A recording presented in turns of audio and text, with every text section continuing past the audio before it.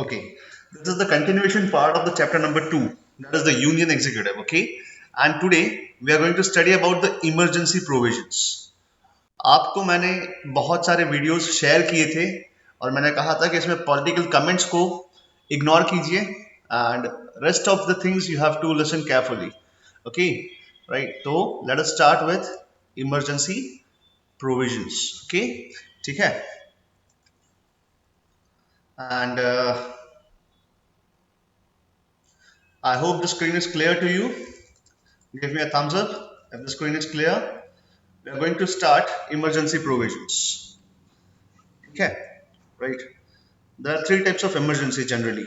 मतलब हमारे कॉन्स्टिट्यूशन में तीन तरीके की इमरजेंसी है. ठीक है. First one, the first and उसके बहुत सारे सिनोनिम्स भी है, लेकिन अभी हम देखते हैं.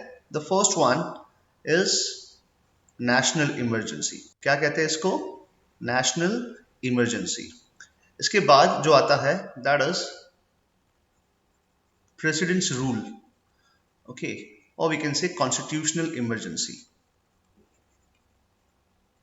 Constitutional emergency. And the third one that is the financial emergency. ठीक है, राइट. Financial emergency.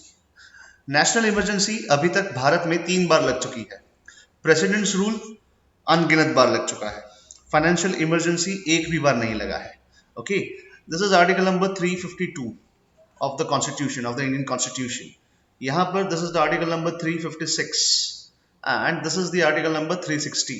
ओके, हालांकि 352 के बाद 350, 354, 355 kind of that much. Okay, तो ये स्टार्टिंग आर्टिकल्स है और उसके प्रीसीडिंग मतलब उसके जो बाद वाले आर्टिकल्स है उसमें भी नेशनल इमरजेंसी से रिलेटेड सारे के सारे आर्टिकल्स है. Okay, is that clear to you guys? ठीक है.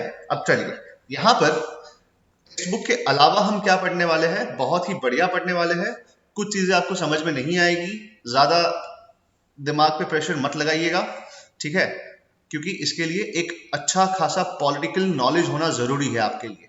ठीक है, लेकिन जो चीजें हमारे सिलेबस के अकॉर्डिंग, हालांकि this is not in the syllabus, okay, right, लेकिन मेरा समझाना मेरा इट इज माय ड्यूटी, क्योंकि this is the main part और इससे रिलेटेड बहुत सारी चीजें है. हमारे टेक्स्ट बुक में तो है ही, इसका पूरा 2 pages are dedicated to this emergency provisions. Okay, देखिए क्या लिखा है. The emergency provisions are contain in the part, कौन सा नंबर है भाई ये?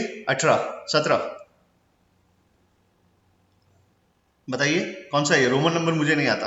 कम ऑन, कमेंट करिए. Okay, part 18 of the constitution from the articles number 352 to 360. This provisions enable the central government to meet any abnormal situation. देखिए क्या लिखा है. सेंट्रल गवर्नमेंट के पास एक अथॉरिटी है, किसके लिए? To meet any abnormal situation effectively. The rationality मतलब एक तरीके से कमेंट या फिर इसके पीछे जो एम दिया गया है, इसका रीजन सही है या नहीं. The rationality behind the incorporation of this provisions in the constitution is to safeguard, बचाना है हमें. क्या बचाना है? The sovereignty, I hope 9th में आपको ये वर्ड याद होगा. sovereignty, unity, integrity and security of the country. मतलब यहाँ पर जो रीजन दिया गया है, the reason, the rationale या the rationality behind the incorporation का मतलब inclusion. ओके, इंक्लूजन या इंक्लूडिंग. ठीक है, इसको हमारे कॉन्स्टिट्यूशन में लिखना क्यों जरूरी, इंक्लूड करना क्यों जरूरी था? उसके पीछे जो रैशनल कहेंगे कि जो कमेंट किया गया है वो यही है कि जो हमारे देश की अखंडता, सोवरेंटी, संप्रभुता, unity, integrity, Ekta and security, safeguard, उसको सेफगार्ड करने के लिए वो किया गया है हमारे कंट्री के लिए. एंड और क्या करना है? डेमोक्रेटिक पॉलिटिकल सिस्टम को बचाने के लिए. ओके, ठीक है. And the constitution itself. Okay, अब देखिए यहाँ पर बहुत ही इंपॉर्टेंट चीज लिखी गई है. And someone is knocking here, the late लतीफ. सक्षम भाई साहब, सक्षम कहाँ? Sorry sir. हाँ, पोटस को मिलने गया था. पोटस को? किसको? पोटस. कौन POTUS? POTUS, president of the United states. POTUS, ठीक है. मेलिना ट्रम्प को मिलने गए थे? नहीं ना? नहीं सर, अच्छा ठीक है, जाइएगा मत। ओके, यहीं रहिएगा। नहीं जाना कभी भी। हाँ, नहीं जाना है। ठीक है। ओके, चलिए अब आगे देखते हैं इसके बाद। लेट मत आया करो बेटा, बड़े तो बड़े वाईफाई प्रॉब्लम थी। अच्छा अच्छा, अब देखिए क्या लिखा है। During an emergency the central government becomes all powerful. ठीक है, जब नेशनल इमरजेंसी लगता है तब सेंट्रल गवर्नमेंट जो है ऑल पावरफुल हो जाता है। ठीक है, मैंने आपको बहुत पहले कॉन्स्टिट्यूशन मतलब ये सिविक सिखाने से पहले मैंने आपको फेडरल स्ट्रक्चर सिखाया था। ठीक है, फेडरल स्ट्रक्चर का मतलब the powers are divided between the centre and the states. लेकिन जब नेशनल इमरजेंसी आती है तो हमारा जो कॉन्स्टिट्यूशन का फेडरल स्ट्रक्चर है वो उसका नेचर चेंज होके कैसा बन जाता है, यूनिटरी नेचर बन जाता है। ठीक है, बस वही लिखा है यहाँ पर। क्या लिखा है, during an emergency the central government becomes all powerful and the states go in into the total control of the centre. ठीक है, मतलब हमारा फेडरल स्ट्रक्चर जो स्टेट्स है, जो स्टेट्स को हमने पावर दिए है। ठीक है, यहाँ पर स्टेट्स का मतलब वही वी हैव 28 स्टेट्स। ठीक है, यूनियन टेरिटरीज की बात नहीं करूंगा because union territories are directly handled by the president of India through his lieutenant governors and admiral generals and all that। ठीक है, राइट। तो यहाँ पर जो 28 स्टेट्स का जो फेडरल नेचर था अब वो खत्म हो जाता है। हमारा स्टेट जो है, हमारा कंट्री जो है उसका एकदम यूनिटरी नेचर हो जाता है। ओके, ठीक है, राइट। तो यहाँ पर देखिए ये बहुत अच्छे वर्ड्स लिखे हैं। राइट, ये वर्ड्स को आपको नोट करना है। While writing answers you have to include this words. क्या बोलते हैं, बोलते हैं the central government becomes all powerful and the states go into the total control of the center. It converts the federal structure into an unitary one without a formal amendment। कोई amendment नहीं करना है constitution में, because यहाँ पर central government becomes the superior power. सबको bypass करते हुए सेंट्रल गवर्नमेंट बिकम्स दी कहेंगे Hitler, I would say, because this is with respect to the Indira Gandhi controversial improvisation या फिर कहेंगे implementation of the this emergency। okay, ठीक है, right, and formal amendment of the constitution। This kind of transformation of the political system from a federal during normal times to a unitary during the emergency is a unique feature of the Indian constitution। देखिए क्या बोला है, बोला है कि unique feature है हमारे constitution का। जब इमरजेंसी लगता है, ठीक है, तब क्या होता है कि हमारा जो फेडरल स्ट्रक्चर है, जो नॉर्मल टाइम्स में फेडरल स्ट्रक्चर जैसे अभी for example, right, the states enjoy there powers, right, लेकिन जब इमरजेंसी लगती है तो क्या होता है, यूनिटरी बन जाता है। और in this context doctor B R Ambedkar observed in the constituent assembly, he was the chairman of the drafting committee, ninth standard। ठीक है, all the federal systems including the American are placed in a tight mold of federalism no matter what circumstances। It cannot change its form and the shape, it can never be unitary। यहाँ पर American constitution की बात की गई है। On the other hand, the Constitution of India can be both unitary as well as federal according to the requirements of the time and circumstances। Mark these words। ठीक है, constitution क्या बोला है, बोला है on the other hand constitution of India can be both, that is unitary as well as federal according to the requirements of time. समय आने पर, सर्कमस्टेंसेस, सिचुएशन आने पर क्या होता है, हमारा जो स्ट्रक्चर है वो फेडरल से यूनिटरी हो सकता है। In the normal times it is framed to work as a federal system, but in times of emergency it is so designed as to make it work as though it was a unitary system। okay, ठीक है, I hope ये slide समझ में आया। give me a thumbs up, give me a thumbs up, come on। yes, okay, okay, yes, okay बेटा, okay। चलिए अब आगे देखते हैं इसके बाद। अब तीन टाइप्स की इमरजेंसी है। ठीक है, constitution stipulates three types of emergency. सबसे पहला, an emergency due to war, external aggression और आर्म्ड रिबेलियन। वॉर का मतलब क्या, लड़ाई, जो अभी हम फेस कर रहे थे पाकिस्तान से उस समय पे, जब बांग्लादेश को आजाद करवाया था इंदिरा गांधी गवर्नमेंट ने। ठीक है, जनरल सैम मानेकशॉ थे उस समय पे आर्मी जनरल। एक्सटर्नल अग्रेशन मतलब चाइना, जैसे फॉर एग्जांपल चाइना अभी क्या कर रहा है, अग्रेसिव हो रहा है ना भाई हमारे बाउंड्रीज की तरफ। ठीक है, राइट, तो एक्सटर्नल अग्रेशन और आर्म्ड रिबेलियन। ठीक है, एक तरीके से ये सब सेम है। Article number 352, this is popularly known as national emergency. Lecture के स्टार्टिंग में बता चुका हूं, ठीक है, राइट, ओके। चलिए अब नेक्स्ट देखते हैं। इसके बाद आता है however the constitution employs the expression proclamation of emergency to denote an emergency. यहाँ पे प्रोक्लामेशन का मतलब क्या है? अनाउंस, ओके, प्रोक्लेम करना, अनाउंस करना, announcement of the emergency to denote an emergency of this type, ठीक है। सेकेंड समझिए, बहुत इंपॉर्टेंट है। An emergency due to the failure of the constitutional machinery in the states. अब सोचिए कि states are not abiding by the directions given by the centre. क्या हुआ? कॉन्स्टिट्यूशनल मशीनरी ब्रेकडाउन हुआ ना। ये वर्ड इंपॉर्टेंट है, कहीं बुक पर लिख दीजिए, क्वेश्चन आएगा बेटा। क्वेश्चन क्या आएगा पता है? ऑन विच ग्राउंड्स, क्वेश्चन लिखिए, ठीक है, on which grounds can the president. देखिए हम प्रेसिडेंट के पावर्स पढ़ रहे हैं, राइट, ठीक है, तो यहां पर मैं ये वर्ड इंक्लूड करूंगा, president. Can the president proclaim national emergency, और we can say constitutional breakdown और प्रेसिडेंट्स रूल, ठीक है, right, on which grounds.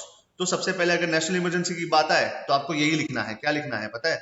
On the grounds of war, external aggression और आर्म्ड रिबेलियन, यही लिखना है। दिस 3 वर्ड्स स्टार मार्क कर लीजिए। ये लिखेंगे, कोई आपका मार्क नहीं काटेगा, ठीक है, बिकॉज उसका डेफिनेशन अलग अलग है, उसके अंदर हम नहीं जाएंगे, ओके। सेकेंड क्या बोला है? बोला है कि अगर मुझे दिस प्रेसिडेंट्स रूल लगाना है तो उसके ऊपर कौन सा ग्राउंड होगा?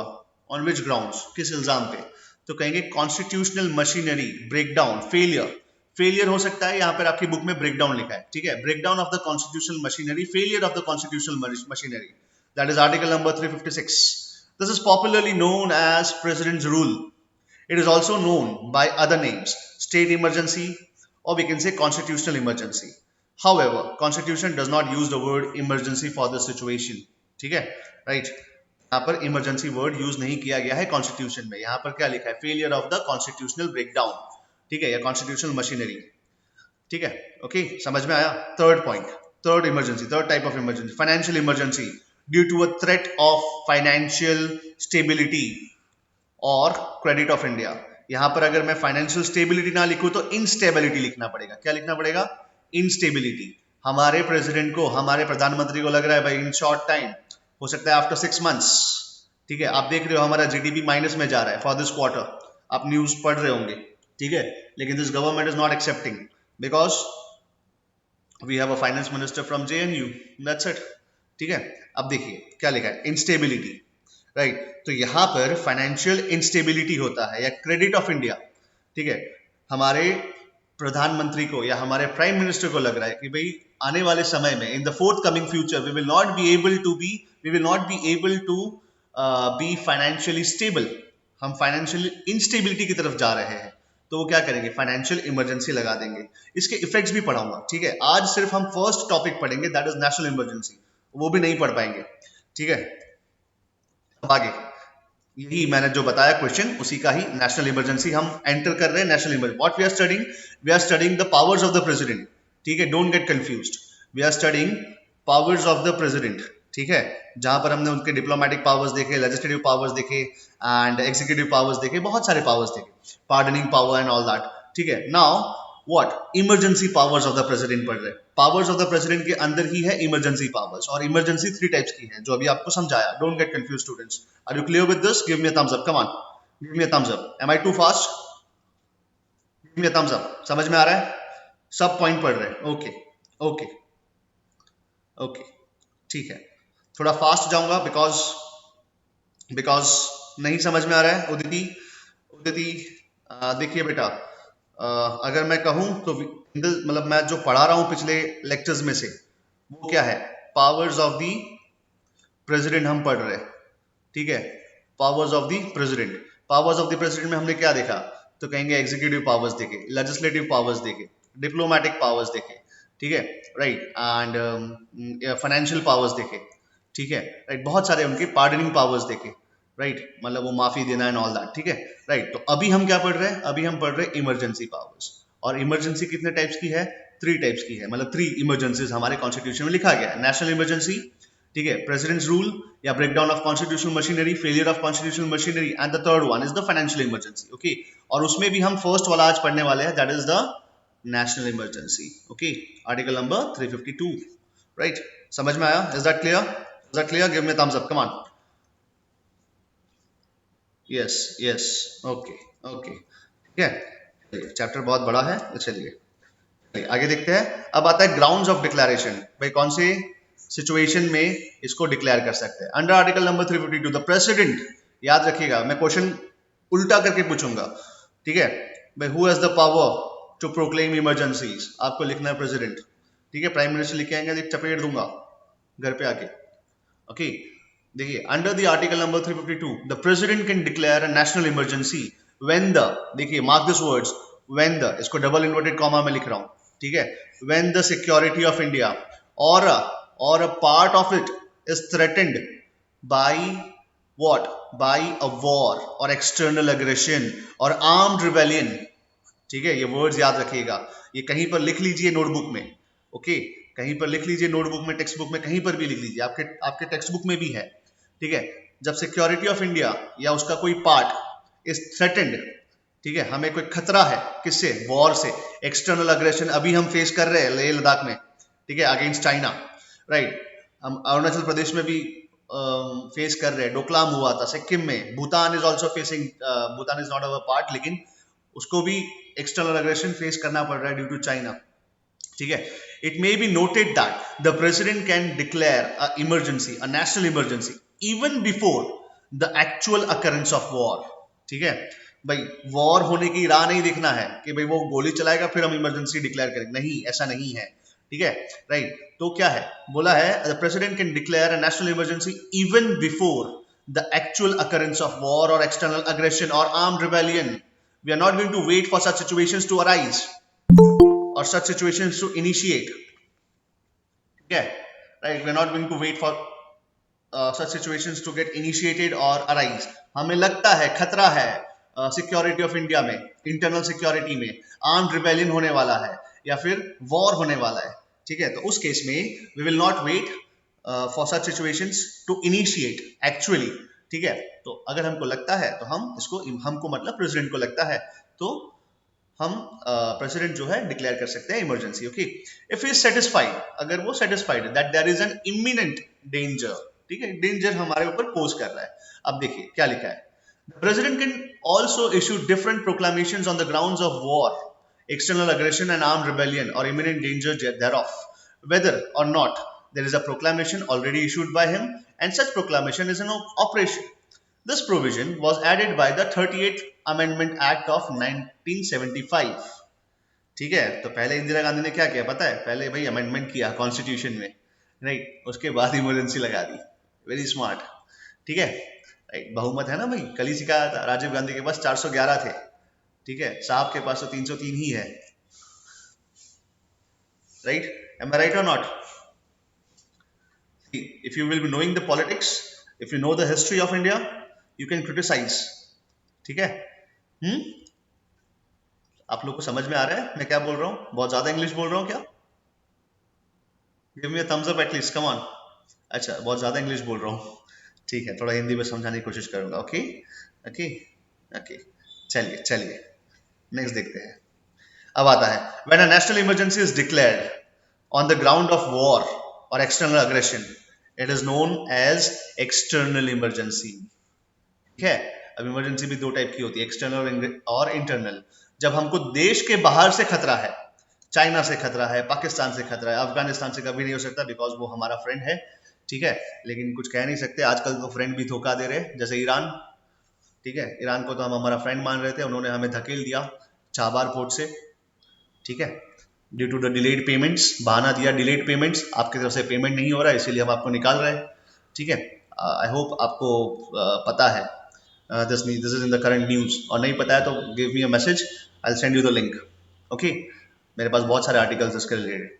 चलिए अब आगे देखते हैं, जब हमें बाहर से खतरा है, क्या लिखा है, on the ground of war और external aggression, it is known as external emergency. On the other hand, when it is declared on the ground of armed rebellion, it is known as internal emergency। जरूरी नहीं है कि देश को हमेशा बाहर से भी खतरा हो, ठीक है, देश को अंदर से भी खतरा हो सकता है आर्म्ड रिबेलियन का, ठीक है, तो यहां पर भी इमरजेंसी लगा सकते हैं। अब देखिए क्या लिखा है, आगे देखते हैं।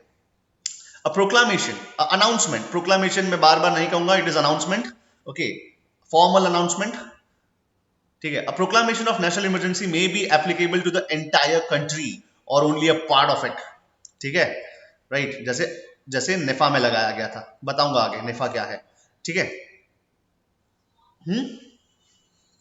आगे देखते हैं उसके बाद क्या लिखा है, बोला है कि एक पूरे पूरे भारत वर्ष में लगा सकते हैं, पूरे इंडिया में लगा सकते हैं, और a particular part of it, जहां पर हमको खतरा है वहां पर ही हम लगा सकते हैं नेशनल इमरजेंसी, ओके, ठीक है। और ये भी देखिए क्या लिखा है, द 42nd अमेंडमेंट एक्ट, देखिए बहुत सारे अमेंडमेंट हुए, हाँ, 38 अमेंडमेंट ऑफ 1975 हुआ, 42nd अमेंडमेंट एक्ट ऑफ 1976 हुआ, जिसकी वजह से, जिसकी बदौलत enabled the president to limit the operation of national emergency to a specified part of India, ठीक है। क्या बोला है, बोले 42nd अमेंडमेंट एक्ट ऑफ 1976 ये पावर देता है प्रेसिडेंट को कि उसको लिमिट करे, पूरे भारत में नहीं लगाना है मुझे, कोई पर्टिकुलर पार्ट में लगाना है, कोई पर्टिकुलर स्टेट में लगाना है, जैसे कि फॉर एग्जांपल आज का यूनियन टेरिटरी ले एंड लद्दाख है, ठीक है, लद्दाख यूनियन टेरिटरी है, तो वहां पर मुझे लगाना है। तो ये पावर किसको दिया गया, कब दिया गया, तो 42nd अमेंडमेंट एक्ट ऑफ 1976 से दिया गया। अब देखिए, originally the constitution mentioned internal disturbance as the third ground for the proclamation of national emergency, but the expression was too vague, useless, and had a wider connotation. Hence 44th amendment act, देखिए कितने सारे amendment act किए गए, 1978 में किया गया, कब, जब नई सरकार बनी, जब इंदिरा गांधी सरकार का फॉल डाउन हुआ या डाउनफॉल हुआ, sorry, slip of tongue, mismanagement of words, ठीक है। तो क्या होता है, the 44th amendment act of 1978 substituted the words armed rebellion और इंटरनल डिस्टर्बेंस, ओके, ठीक है, जब उसका वाइडर कनोटेशन था एक्सप्रेशन का, बिकॉज आपको पता है कि अगर मैं कहूं फॉर एग्जांपल इंटरनल डिस्टर्बेंस, तो उसके बहुत सारे मतलब निकलते हैं, तो इसको क्या किया गया, बोला आर्म्ड रिबेलियन ऐड कीजिए भाई, आर्म्ड रिबेलियन, आर्म्ड रिबेलियन समझते हो, आपको फर्स्ट रिक्वायरमेंट में सिखाया था, है ना, it was an armed rebellion, ठीक है, राइट। तो आर्म्ड रिबेलियन, हमारी जनता जो है आर्म्स लेकर आ जाती है, जैसे लिबिया में हुआ था, जैसे अरब स्प्रिंग में हुआ था, अरब स्प्रिंग, आपको पता होगा अरब स्प्रिंग क्या है, नहीं पता है तो give me a message, I will send you the link, okay. तो आर्म्ड रिबेलियन ट्यूनिशिया में शुरू हुआ था, अरब स्प्रिंग, ठीक है, आर्म्ड रिबेलियन और internal disturbance, there it is no longer possible to declare a national emergency on the ground of internal disturbance, as was done by 1975, done in 1975 by the Congress government headed by Indira Gandhi, है ना, ठीक है। तो देखिए इंदिरा गांधी सरकार का जब downfall हुआ, मतलब डाउनफॉल मतलब नई सरकार आई, तो 1978 में 44th अमेंडमेंट एक्ट के थ्रू बोला कि भाई आर्म्ड रिबेलियन डालिए, इंटरनल डिस्टर्बेंस मत डालिए भाई, ठीक है, इंटरनल डिस्टर्बेंस तो कुछ भी हो सकता है, ठीक है, यहां पर हमारा प्रधानमंत्री अपने पॉलिटिकल गेन्स के लिए कुछ भी यूज कर सकता है, इसका डेफिनेशन नहीं, बोले जब तक आर्म्ड रिबेलियन ना हो, ठीक है, right, are you getting guys, are you getting, give me a thumbs up, come on, give me a thumbs up, okay, okay, ठीक है, don't get swayed by my words, use your intellect, okay. अब आगे देखते हैं, अब आगे क्या लिखा है, लिखा है thus it is no longer possible to declare a national emergency on the ground of internal disturbance as was done in 1975 by the Congress government headed by the Indira Gandhi, और इसी का वीडियो मैंने आपको भेजा था, है ना तीर्थ जैन,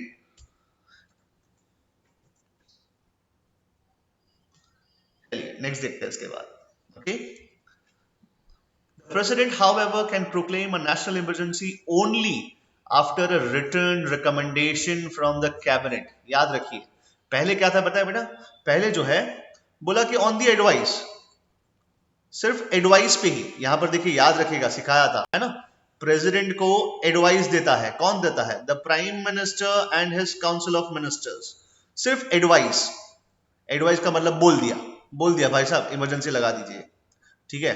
तो ये भी कब हुआ था पता है, 1975 में हुआ था, ठीक है, इंदिरा गांधी के समय पे, सिर्फ बोल दिया, president declare the emergency, and अगले दिन सुबह 10 बजे या 8 बजे, I don't know the exact timing, जो हमारे माननीय प्रधानमंत्री थे उस समय पे, वो आते हैं ऑल इंडिया रेडियो पे और इसका ऑफिशियल अनाउंसमेंट करते हैं, ठीक है।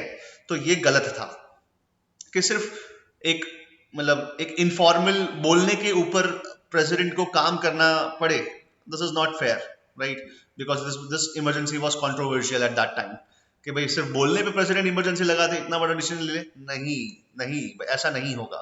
इसीलिए इसीलिए अमेंडमेंट लाया गया और बोला कि भाई साहब अब बोलने पे नहीं, अब हमें चाहिए रिटन रिकमेंडेशन, है ना? ठीक है, रिटन रिकमेंडेशन। जैसे आप होमवर्क नहीं करते हैं, आप क्या बोलते हैं, सर नेक्स्ट टाइम करके आऊंगा, मैंने बोला भाई बोलना नहीं है, लिख कर दीजिए, लिख कर दीजिए आपका लेटर, एपोलॉजी लेटर लिख कर दीजिए, ठीक है, तब मैं मानूंगा कि अगली बार नहीं होगा, है ना बेटा? तो वैसे ही यहाँ पर भी प्रेसिडेंट मतलब हमारे पार्लियामेंटेरियंस ने क्या बोला, सिर्फ बोलने पर इमरजेंसी नहीं लगेगा, on the advice of the council of ministers नहीं, on the advice of the prime minister नहीं, काउंसिल ऑफ मिनिस्टर्स जाने दीजिए, prime minister, on the advice of prime minister president emergency नहीं लगा सकते।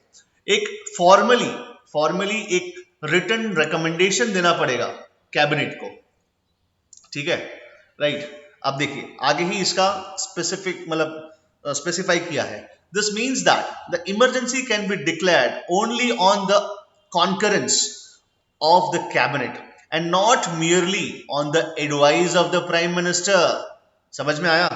समझ में आया? Give me a thumbs up, come on, give me a thumbs up, like कर देना भाई, ठीक है? समझ में आया बेटा? यस यस, ओके ओके, चलिए आगे देखते हैं। 1975, then Prime Minister of India, Indira Gandhi, Mrs. Indira Gandhi, advised the President to proclaim the emergency without consulting her cabinet. देखिए यहाँ पर काउंसिल ऑफ मिनिस्टर तो छोड़िए, कैबिनेट को भी कंसल्ट नहीं किया, ठीक है? I hope you are familiar with this words, council of ministers and cabinet. Come on, नहीं बता तो वापस बताता हूँ, come on, give me a thumbs up, say yes और no, are you aware of this words cabinet? What is the difference between cabinet? What is the difference between cabinet and council of ministers? Yes yes, ठीक है, cabinet है ना, cabinet मतलब बहुत ही खास खास लोग, finance minister, defence and all that. Council of ministers मतलब जो सरकार बना रहे, 303 या 411 वाली जो सरकार है, उसको हम काउंसिल ऑफ मिनिस्टर्स कहते हैं, ओके, कलेक्टिवली। यस बेटा, यस बेटा। यहाँ पर देखिए हमारा जो ऑथर है, जो मेरा ऑथर है, जहां से मैं बुक में से लाया हूँ, ऑथर कितना क्लियर लिखते हैं, क्रिटिसाइज करते हैं हमारे प्रधानमंत्री को, ठीक है? और बेटा हिस्ट्री में पहली बार, in the history of India, for the very first time, this prime minister had to go physically into the court. इनको कोर्ट में जाना पड़ा था। सोचिए, ये हमारा भारत का कॉन्स्टिट्यूशन है, ये हमारे कॉन्स्टिट्यूशन मेकर्स ने हमें ये पावर दिया है कि हम प्रधानमंत्री को भी कोर्ट में बुला सकते हैं जवाब देने के लिए, बिकॉज रिस्पॉन्सिबल है वो जनता के प्रतिनिधि है ना? हालांकि वाइस वर्सा हो जाता है, जनता के प्रतिनिधि से साहब बन जाते हैं, है ना, हमारे वोट से। They derive our power, they derive the power from ourselves, from us. हम वोट देते हैं तभी तो उनको पावर मिलता है, और वो पावर का क्या करते हैं, तानाशाह बन जाते हैं, ठीक है? जैसे इंदिरा गांधी बन चुकी थी। लेकिन जब उनका गवर्नमेंट खत्म होता है, उनके बाद उनके ऊपर केस चलाया जाता है, कमिटी बैठती है बकायदा, और उनको कोर्ट में आके अपनी सफाई देनी पड़ती है, लेकिन सफाई नहीं देती वो, ठीक है, ना बोल देती है, खारिज कर देती है, एज अ प्राइम मिनिस्टर मना कर देती है, ठीक है? बोले कि भाई वो इंटरनल मैटर था, मैं वो बाहर नहीं ला सकती, ऐसा करके उन्होंने मना कर दिया। लेकिन कोर्ट का दरवाजे तक आना पड़ा, दहलीज तक आना पड़ा हिस्ट्री में।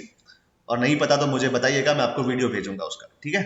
चलिए आगे देखते हैं। ओके ओके, लिखा है, in 1975 then prime minister Indira Gandhi advised the president to proclaim, to announce the emergency without consulting her cabinet. देखिए यहाँ पर मैं इसको हाईलाइट कर रहा हूँ, ठीक है? Without consulting her cabinet. The cabinet was informed after the proclamation of this emergency, ठीक है, as a fait accompli. Okay, this is a Latin word, इसका मतलब अलग होता है, मतलब कि बाद में बताना, एक्चुअली मतलब इनफॉर्मली बताना, yeah, right. The cabinet was informed of the proclamation after it was made as a fait accompli. The 44th Amendment Act of 1978 introduced this safeguard to eliminate any possibility of the Prime Minister alone, सोचिए, alone taking a decision in this regard. ठीक है? समझ में आया? मतलब क्या है, amendment act लाया गया, बकायदा अमेंडमेंट एक्ट लाया गया, बोला भाई रिटर्न रिकमेंडेशन चाहिए कैबिनेट से। प्राइम मिनिस्टर तो सही है, लेकिन हमें रिटर्न रिकमेंडेशन चाहिए किससे? तो कैबिनेट से, हमें मतलब प्रेसिडेंट को एक फॉर्मल रिटन रिकमेंडेशन आएगा, तभी जाकर इमरजेंसी लगेगी। सिर्फ बोलने से नहीं लगेगी, भाई साहब इमरजेंसी लगाइए रातों रात, ठीक है, और कल सुबह मैं ऑल इंडिया रेडियो पे आके देती हूँ भाषण, नहीं, या देता हूँ भाषण, जो भी है, मैं उस समय की बात कर रहा हूँ, क्रिटिसाइज कर रहा हूँ गवर्नमेंट को, राइट, ठीक है। तो देखिए क्या लिखा है, 44th amendment act of 1978 introduced this safeguard to eliminate any possibility of the prime minister alone taking a decision in this regard. Slide समझ में आया? Give me a thumbs up. Come on. Slide समझ में आया? Give me a thumbs up. Yes. Yes बेटा. समझ में आ रहा है ना बेटा? जो समझा तो समझ में आ रहा है? ठीक है? आ रहा है ना समझ में? Yes. Okay. Okay. I would recommend hands free लेकर बैठिए. आगे और भी टॉपिक गरमाएगा. ठीक है? This is my favorite topic. That is why. अब देखिए क्या लिखा है, लिखा है द 38 अमेंडमेंट एक्ट ऑफ 1975। आपको पता है बेटा, आपके बुक में प्राइम मिनिस्टर्स के सारे नाम दिए गए हैं नाम सारे प्राइम मिनिस्टर्स के। यस, उसमें देखिए जरा 1975 में कौन था prime minister, who was the prime minister, देखिए 1975 में, जरा मुझे कमेंट करके बताइए। बुक में प्राइम मिनिस्टर का लिस्ट दिया है, 1975 में कौन था प्राइम मिनिस्टर? यस यस, तीर्थ जैन, इंदिरा गांधी वाज देयर। कितनी चालाक है, क्या करती है, बोलती है सबसे पहले तो अमेंडमेंट ला देती है, अमेंडमेंट लाती है 38 अमेंडमेंट एक्ट, और बोलती है कि इमरजेंसी जो है, ठीक है, उसका जुडिशियल रिव्यू नहीं होना चाहिए। ठीक है, जुडिशियल रिव्यू का मतलब क्या, मैं आपको बताऊंगा। मतलब क्या है, यहाँ पर है ना, सर्टेन इम्यूनिटीज आर गिवन, ठीक है, कि भाई जुडिशियली इसको हम रिव्यू नहीं करेंगे, ऐसा मतलब जो भी प्राइम मिनिस्टर का डिसीजन होगा, जो प्रेसिडेंट का डिसीजन होगा, या इमरजेंसी लगाने का जो डिसीजन होगा, उसको हम जुडिशियली, मतलब उसको कोर्ट हैंडल नहीं करेगा। ये कौन बोला, ये इंदिरा गांधी बोली। कब बोली? 1975 में। और कुछ दिनों बाद इमरजेंसी लगा देती है, अपने आप को इम्यून कर देती है, बोलती है कि मुझे कोर्ट में नहीं आना, क्योंकि मेरा, हो सकता है ना, ये आजाद देश है, डेमोक्रेसी है, ठीक है, डेमोक्रेसी है, तो हम सवाल उठा सकते हैं प्राइम मिनिस्टर पे, है ना बेटा। जब सवाल उठा सकते हैं प्राइम मिनिस्टर पे, ठीक है, तो प्राइम मिनिस्टर ने क्या किया, ठीक है, प्राइम मिनिस्टर ने क्या किया, 1975 में एक अमेंडमेंट ला दिया, बोला नेशनल इमरजेंसी जो है वो इम्यून होगा। इम्यून मतलब क्या, प्रोटेक्शन। इम्यून का मतलब मालूम है आपको, इम्यून का मतलब प्रोटेक्शन। ओके, आपको नॉर्मल इंग्लिश तो समझ में आएगा बेटा, ठीक है, राइट। इम्यून का मतलब प्रोटेक्शन, बोला प्रोटेक्शन कर देंगे इसको जुडिशियल रिव्यू से। इसका कोर्ट जो है, सुप्रीम कोर्ट जो है, इसको रिव्यू नहीं कर पाएगा मेरे डिसीजन को। पहले ये हो गया, लेकिन अब देखिए क्या बोला है, बट दिस प्रोविजन, अब जब नई सरकार बनती है, but this provision was subsequently deleted by the 44th amendment act. नई सरकार बनी, नया अमेंडमेंट लाया, बोले डिलीट करो भाई, ये अपने फायदे के लिए यूज किया गया था। ठीक है, सोचिए अगर आपके पास लोकसभा में बहुमत है ना, आप डिक्टेटर बन सकते हैं। क्या बन सकते हैं? डिक्टेटर। आप मुसोलिनी बन सकते हैं, आप हिटलर बन सकते हैं, और यही बनी थी हमारी प्राइम मिनिस्टर। ठीक है, क्या लाए, अमेंडमेंट एक्ट लाती गई, ठीक है, अपने सहूलियत के हिसाब से, अपने पॉलिटिकल गेन्स के हिसाब से लाती गई, ठीक है, एंड क्या किया, इमरजेंसी लगा दी गई। ओके, इमरजेंसी तो लगाया, इम्यून भी कर लिया, बोले no one is responsible for a judicial review, हो ही नहीं सकता जुडिशियल रिव्यू भाई साहब, ठीक है, राइट। क्या था यहाँ पर 37th अमेंडमेंट, 38 अमेंडमेंट एक्ट, आगे बताया था 38, देखिए ये रहा, राइट। लिखा है, बोला है कि जो प्रोक्लेमेशन है, ठीक है, वो कुछ भी लगा सकते हैं, राइट, कोई भी हो सकता है ऐसा। तो ये सब चीजें उन्होंने अपने पॉलिटिकल गेन्स के लिए यूज किया था। ओके, ठीक है, चलिए अब आगे देखते हैं। ठीक है, बोला है जब नई सरकार बनती है 1978 में, ठीक है, but this provision was subsequently deleted by the 44th Amendment Act of 1978 further in the Minerva Mills case। देखिए बेटा, जहां पर भी हम केस करते हैं ना, तो ऐसे आता है, केशव नंदा भारती केस, ऐसा आता है, Keshav Nanda Bharati versus the union. ठीक है, ऐसा, यूनियन का मतलब गवर्नमेंट। ओके, ये पर्टिकुलर नाम है, किसी इंसान का नाम है जिन्होंने क्या किया, पब्लिक इंटरेस्ट लिटिगेशन किया, एक पीआईएल किया कोर्ट में, है ना। तो ये केस जब होता है तो फॉर्मली इसको ऐसे बोलते हैं, Keshav Nanda Bharati case versus the union of India. तो वैसे ही मिनर्वा मिल्स केस था 1980 में। ठीक है, the supreme court held that. अब देखिए, सुप्रीम कोर्ट ने जब इसको जुडिशियली रिव्यू किया, तब कहा the supreme court held that the proclamation of a national emergency can be challenged. सोचिए, ये है डेमोक्रेसी कि प्राइम मिनिस्टर जब हिटलर बन जाता है ना, ठीक है, तो उसको रोकना पड़ेगा ना भाई, चेक रखना पड़ेगा उसके सामने, हमें कोई तोड़ निकालना पड़ेगा। तो तोड़ क्या निकाला? यही निकाला। तो मिनर्वा मिल्स केस में बोला कि भाई क्या प्राइम मिनिस्टर का जो पावर है, जो प्रेसिडेंट का जो पावर है इमरजेंसी, यहाँ पे prime minister actually prime minister है लेकिन प्रेसिडेंट का नाम लूंगा, ओके, तो प्रेसिडेंट का जो पावर है इमरजेंसी को डिक्लेयर करने के लिए, प्रोक्लेम करने के लिए, क्या ये चैलेंज किया जा सकता है कोर्ट में? ठीक है, तो 1980 में मिनर्वा मिल्स केस में ये हुआ। क्या हुआ?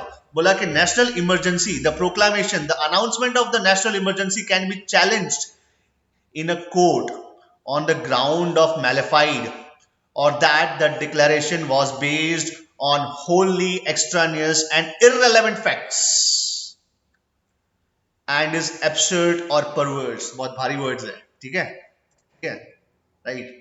लेकिन एक समझ लीजिए, एक तरीके से इसको अगर मैं यूनिवर्सली एक कॉमन वर्ड में दूं, ठीक है, तो दैट कॉमन वर्ड इज अपने पॉलिटिकल गेन्स के लिए, ठीक है, अपने पॉलिटिकल गेन्स के लिए क्या ऐसा हो सकता है, ठीक है, या क्या ये इसका गलत इस्तेमाल हुआ था, इररेलेवेंट फैक्ट्स और एब्सर्ड पर्वर्स, ठीक है।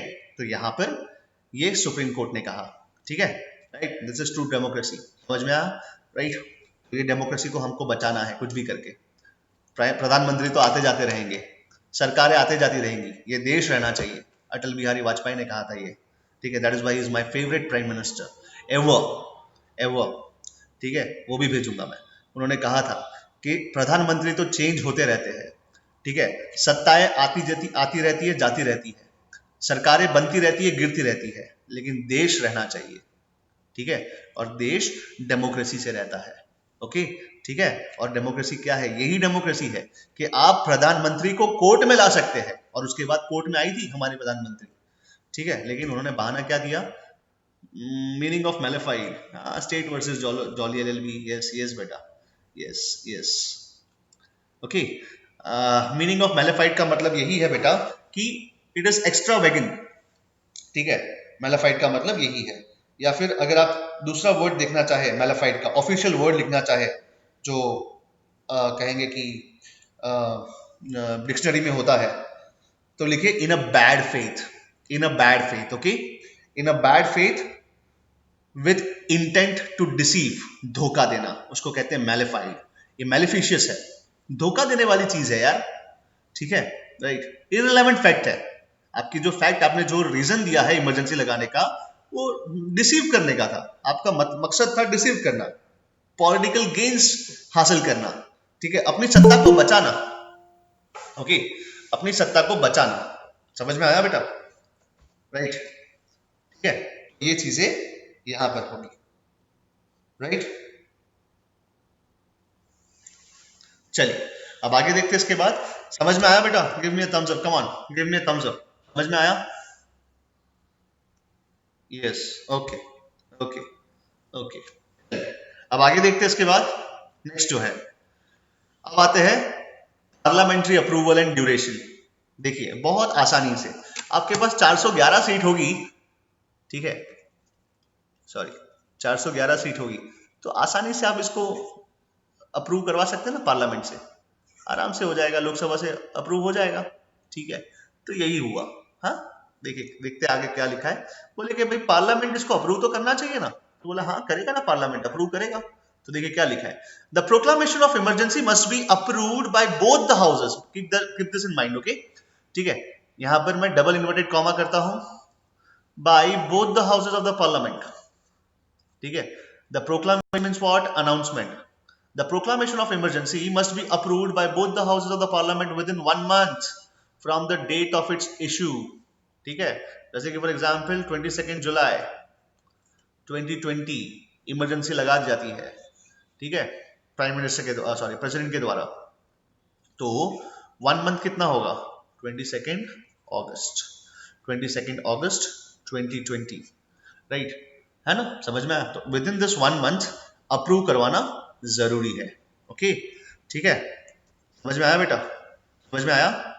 आया, ये क्वेश्चन आया इसीलिए बोल रहा हूं, ठीक है। आ रहा है समझ में? Give me a thumbs up, come on, give me a thumbs up, yes, ठीक है, यहाँ पर आप जब तक थम्स अप नहीं देंगे तब तक मैं आगे नहीं बढ़ूंगा। ओके, आपको समझ में आना चाहिए। सभी के लिए। ओके, ठीक है, चलिए। तो क्या लिखा है यहाँ पे? लिखा है एक महीने के अंदर जब से ये अप्रूव होती है from the date of its proclamation, उसके 1 मंथ के अंदर इसको अप्रूव करवाना। अप्रूव करवाएंगे, ठीक है, कोई भी चीज अप्रूव होगी तो वो आगे बढ़ेगी, और अप्रूव नहीं होगी तो वहीं पे लैप्स हो जाएगी। ठीक है, राइट।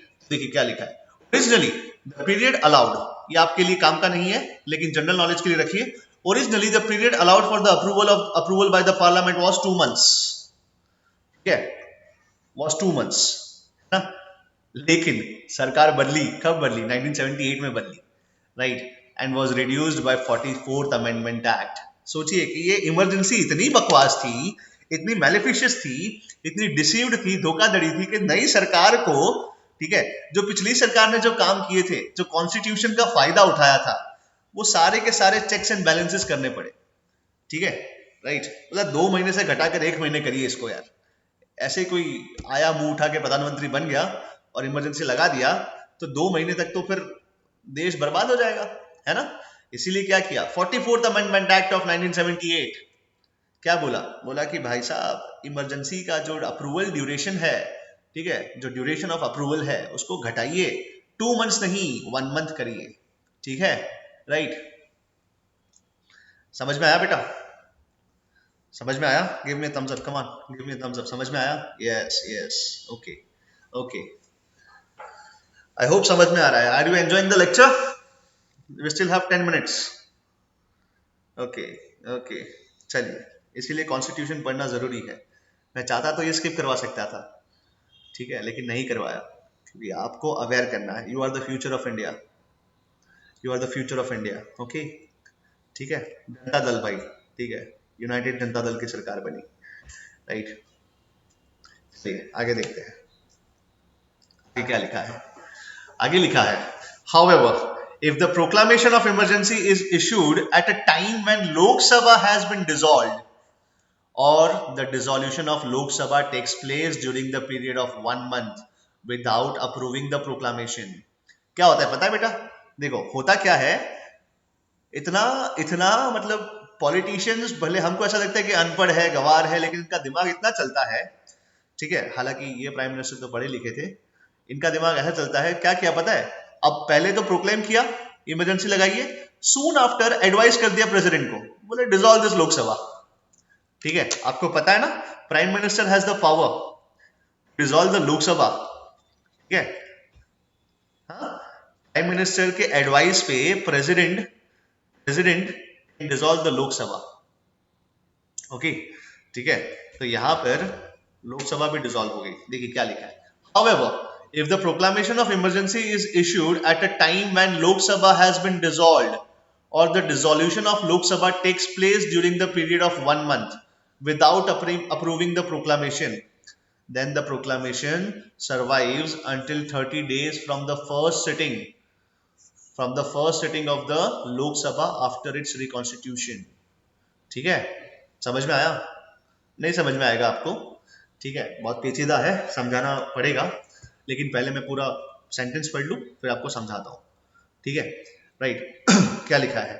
लिखा है कि जब प्रोक्लामेशन होता है, जब इमरजेंसी प्रोक्लेम होती है, सोचिए जब इमरजेंसी प्रोक्लेम हुई, सपोज किया ना 22 जुलाई को, ठीक है, इमरजेंसी प्रोक्लेम हो गई।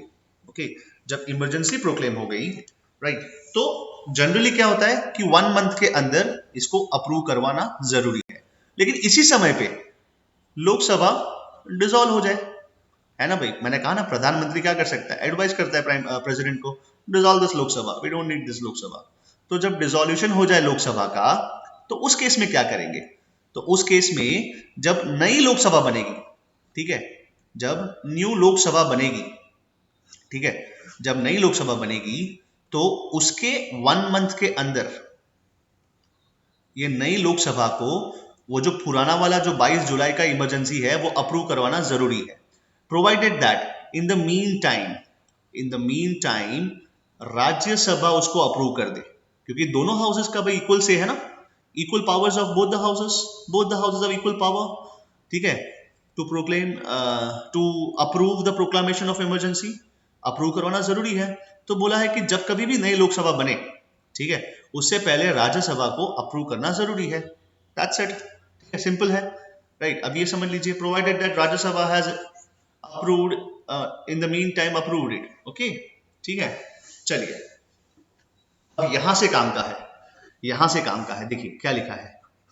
If approved by both the houses of parliament, ठीक है। अब सेकंड केस बोला है कि दोनों हाउसेज अगर इसको अप्रूव करते हैं, पार्लियामेंट मतलब both the houses of parliament approve the emergency continues for 6 months, ठीक है। समझिए इस चीज को, इमरजेंसी जो है कंटिन्यू होगी 6 महीने के लिए। कितने महीने के लिए? 6 महीने के लिए। लेकिन 6 महीने के बाद क्या? तो 6 months के बाद यहां पर थोड़ा इनफॉर्मल वर्ड यूज कर रहा हूं, छोटा रिचार्ज करवाना पड़ता है। क्या करना पड़ता है बेटा? छोटा रिचार्ज, ठीक है। छोटा रिचार्ज करवाइए, मतलब छोटा रिचार्ज मतलब क्या? वापस से पार्लियामेंट से अप्रूवल लीजिए, ठीक है। अगर पार्लियामेंट वापस अप्रूव करता है तो छोटा रिचार्ज कब तक चलेगा? 6 months तक। बोले फिर क्या? बोले फिर भी छोटा रिचार्ज पार्लियामेंट अगर अप्रूव करता है वापस तो ये 6 महीने तक। अब बोले भाई छोटा रिचार्ज कब तक करवाइएगा? बोले इनडेफिनेट पीरियड तक, इनफाइनाइट टाइम्स। समझ में आया? क्लियर हुआ बेटा? क्लियर हुआ? Give me thumbs up, come on. Clear हुआ ये चीज? बताओ, बाद में पढ़ाऊंगा, बाद में। क्लियर हुआ? छोटा रिचार्ज करवाते जाइए, 6-6 महीने तक एक्सटेंड करते जाइए, ठीक है। ठीक है, समझाता हूं, okay. I have only 3 minutes, समझाता हूं। देखिए क्या लिखा है, बोला है पहले तो 1 month के अंदर इसको अप्रूव करवाइए। अगर अप्रूव हो जाता है तो कितने महीने तक चलेगी भाई? How many months? 6 months। अब बोला कि हमको 6 months से ज्यादा करवाना है, तो क्या करवाना पड़ेगा? छोटा रिचार्ज। छोटा रिचार्ज का मतलब है पार्लियामेंट से अप्रूवल लीजिए। जब पार्लियामेंट से अप्रूवल आएगा वापस, तो वापस उसकी लाइफ एक्सटेंड हो जाएगी 6 months, ठीक है। अब अगले 6 महीने, 2020 तो गया, अब 2021 में वापस करना है 6 महीने के लिए, तो बोला वापस वापस छोटा recharge, that is approval bye the parliament, ठीक है। समझ? अब ऐसे कितने समय तक के लिए? बोला ऐसे छोटा रिचार्ज आप इनफाइनाइट तक करवा सकते हैं। कितने साल तक? इनफाइनाइट टाइम्स, ठीक है। अब समझ में आया? अब समझ में आया बेटा? अब समझ में आया? Give me thumbs up, come on. प्रार्थना, प्रार्थना, जिन्होंने भी नो बोला था, ओके ओके। मतलब क्या है? छोटा रिचार्ज करवाइए, पार्लियामेंट से अप्रूवल लीजिए हर 6 महीने, हर 6 months में, और इमरजेंसी को कंटिन्यू कीजिए। अब बोले कब तक?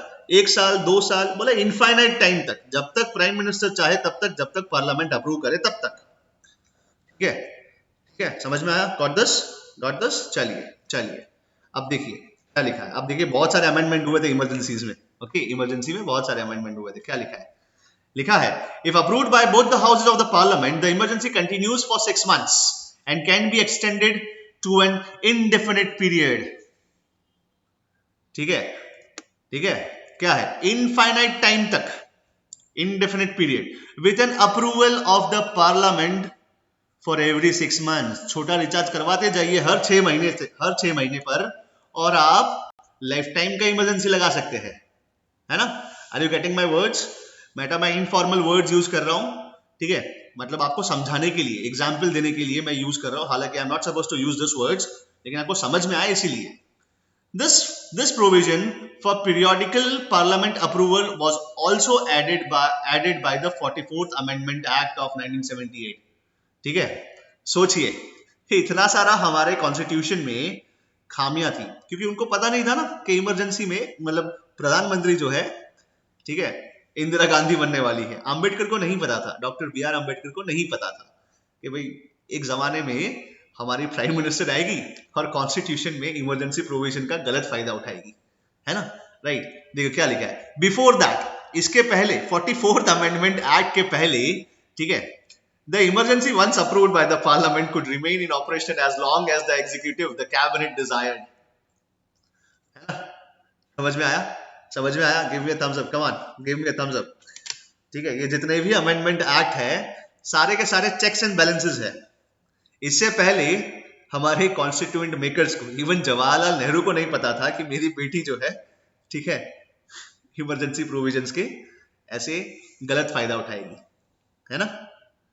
Right right. Sir is giving political comments, हाँ,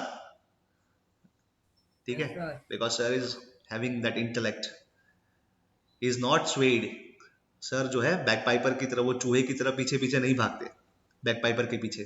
वो क्या बैक पाइपर मतलब वो है ना, वो पिपुड़ी बजाता था, वो कहानी सुना है ना, चूहे सब दौड़ने लगे और शहर खाली हो गया। राइट। सर अपना दिमाग यूज कर रहे हैं यहाँ पर, सर पढ़ते हैं। सर ये चीज, हाँ, pied Piper and all that, back Piper बोल रहा हूँ। ठीक है, सर पढ़ते हैं सब चीजों को और सर अपना दिमाग यूज करते हैं। ठीक है। Right. Yes yes yes yes yes. Political चमचा नहीं बनना है स्नेहल, है ना, थैंक यू। राइट। हमें क्या करना है, हमें हमारा दिमाग यूज करना है। और जब दिमाग कब यूज करेंगे, जब हम अवेयर होंगे, जब हम अवेयर होंगे इन सब चीजों से, जब हम कॉन्स्टिट्यूशन पढ़ेंगे। समझ में आया? And you are the future of our country. जब तक आपको कॉन्स्टिट्यूशन नहीं पढ़ाऊंगा तब तक आप प्रधानमंत्री को क्रिटिसाइज नहीं कर पाएंगे, चाहे प्रधानमंत्री कोई भी हो। है ना, मैंने कहा था ना, हम दिल दे चुके सनम। आपने दिल किसी को भी दिया हो, ठीक है, लेकिन दिमाग तो है ना आपके पास। यस। जब तक दिमाग है तब तक आप ओपनली क्रिटिसाइज कर सकते हैं। ठीक है। और देखिए, जवाहरलाल नेहरू को नहीं पता था कि उनकी बेटी जो है डेढ़ शानी निकलेगी, होशियार निकलेगी। Before the emergency, before that, मतलब 1978 के पहले क्या था कि बोले एक बार इमरजेंसी लगाई, जब अप्रूव हो गई पार्लियामेंट से, तो वो रिमेन, मतलब it could remain in operation as long as the executive, आपको एग्जीक्यूटिव समझा चुका हूं कौन है, that cabinet desired.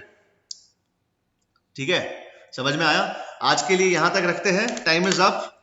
I hope you enjoyed the lecture. Okay, bye bye, सायोनारा, शिवरात्रि, शब्बा खैर, स्टे होम, स्टे सेफ।